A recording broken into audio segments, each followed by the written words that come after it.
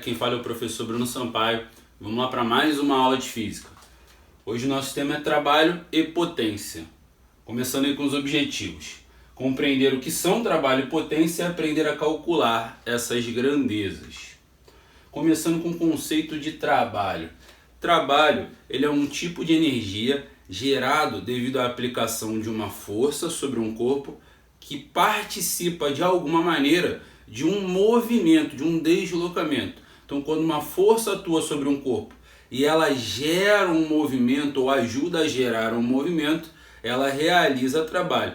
Assim como se ela estiver contra o movimento, ela está dificultando o movimento acontecer, ela também, de certa maneira, realiza ali um certo trabalho. Então, para ter trabalho, eu tenho que ter uma força aplicada a um corpo, contribuindo de alguma maneira para um movimento acontecer, para um deslocamento acontecer, seja a favor ou contra esse movimento. Trabalho de uma força constante. Imagina um corpo sofrendo ação de 4 forças, F1, F2, F3 e F4, com direções e sentidos explícitos aí no desenho. E a união de todas essas forças gera um deslocamento na horizontal para a direita, que está fazendo um ângulo aqui, θ, com a força F1. Quais forças realizarão o trabalho e quais não realizarão? Vamos lá, vamos avaliar uma de cada vez. Começando aí com a força 1. A força 1, ela está atuando com uma certa inclinação para a direita e para cima. A gente pode separar essa inclinação em 2 componentes. Uma componente horizontal, que está virada para a direita, uma componente vertical, que está para cima. Mas o que importa para o trabalho existir, para ela gerar ou não, é se ela participa de alguma maneira na direção do deslocamento, seja a favor ou contra. Como essa força está atuando com uma inclinação para a direita, e o deslocamento gerado também é para a direita, então essa força contribui de alguma maneira. Ou seja, essa força realiza um trabalho. E o trabalho realizado por uma força que está a favor do deslocamento é um trabalho positivo. E a parte da força que contribui para o trabalho é a componente que está na direção dela. A componente que faz 90 graus, que seria aqui para cima, né, que a inclinação dela está para cima, ela não contribui para o deslocamento, logo ela não realiza trabalho. Então só a componente sobre o deslocamento é que contribui de alguma maneira. E aqui positivamente. A gente chama esse trabalho positivo, de uma força que está ajudando a gerar esse movimento, de trabalho motor. Observando aí agora a força 2. A força 2, ela está atuando na direção vertical. Essa direção ela faz 90 graus com deslocamento. Em outras palavras, ela não contribui para o deslocamento, nem a favor, nem contra. Ou seja, ela não realiza trabalho, então trabalho nulo. Então toda a força que atua na direção perpendicular ao deslocamento não realiza trabalho sobre ele. Terceira força, que ela atua aqui na direção horizontal, apontando para a esquerda. Ela está na mesma direção do deslocamento, logo ela vai realizar um trabalho. Porém, o deslocamento está para a direita e essa força está apontando para a esquerda. Então ela não está contribuindo a favor do movimento, ela está contribuindo contra o movimento. Toda força que contribui para o deslocamento, ela tem trabalho, ela gera um trabalho. Porém, quando gera um trabalho a favor do movimento, no caso ali, a gente chamou de motor. Se a força estiver contra, o trabalho será negativo e a gente chama esse trabalho de resistente. Mas tem trabalho por ela contribuir de alguma maneira com o deslocamento. Nesse caso é contra ele. E a última força, F4, ela também está perpendicular ao deslocamento. Ela faz 90 graus com o deslocamento. Então ela não está contribuindo nem a favor nem contra o deslocamento. Então o trabalho dela é zero, o trabalho é nulo. Agora, quando o trabalho não for zero, quando ele existir, como que a gente pode calcular esse trabalho quando a força for constante?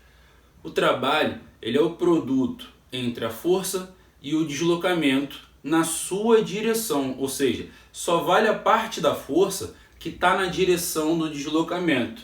Exemplo de F1. F1 ele não está por inteiro na direção do deslocamento.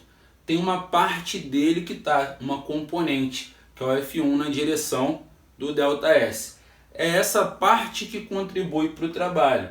Então observe o seguinte, ó, essa componente é o valor da força F1 inteiro vezes o cosseno do ângulo entre eles. É assim que a gente decompõe e descobre a intensidade dessa componente no caso. Então quando a gente substituir aqui para calcular o trabalho, você vai pegar a força na direção do deslocamento, que é a força F1 vezes o cosseno do ângulo entre ela e o deslocamento, vezes o deslocamento. Então fica bem simples. Força vezes deslocamento vezes o cosseno do ângulo entre eles. No caso da força 3, é mais simples. Como eles já estão na mesma linha, na mesma direção, a força 3 inteira está contribuindo ali para o trabalho. É negativo porque está contra, mas o valor é a intensidade total dessa força vezes o deslocamento. Não precisa do cosseno. Cosseno você vai usar de fato quando o ângulo entre o deslocamento e a força não for zero ou quando não for 180, que é no caso aqui do F3, que o cosseno de 180 daria menos 1, e a gente já entende esse conceito pensando que a força está contra o deslocamento, como a gente viu antes. Então o cosseno só se faz necessário quando a força não está na mesma direção do deslocamento. Então, de modo geral, a gente pode calcular trabalho como força vezes o deslocamento vezes o cosseno do ângulo, onde esse cosseno, quando é zero, dá 1, então ele acaba assumindo, força vezes deslocamento, e quando o ângulo é 180, dá menos 1, como a gente viu anteriormente. Então isso aqui é uma equação geral para o trabalho de uma força constante. Força quando ela é variável. Quando ela é variável, a gente tem que extrair o trabalho de um gráfico que representa a intensidade dessa força com o deslocamento.